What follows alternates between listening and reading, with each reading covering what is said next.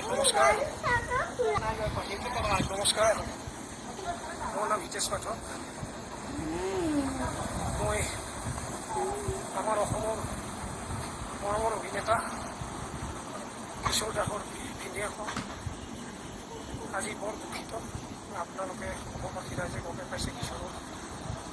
আজি মৃত্যু হৈছে মই এতিয়া বৰ্তমান চেন্নাই এখন হস্পিটেলত আছোঁ আমি তাৰ মৃতদেহ বহুত চেষ্টা কৰিলোঁ কিন্তু এতিয়া আমি গম পালোঁ যে আমি অসমলৈ নিব নোৱাৰিম আমি কনফাৰ্ম হৈ গ'লোঁ গতিকে তাৰ সৎকাৰ আমি চেন্নাইতে কৰিব লাগিব কাৰণ তাৰ মৃত্যুৰ সময়ত ক'ভিড পজিটিভ গতিকে অসমৰ ৰাইজক বা অসমবাসী ৰাইজৰ ওপৰত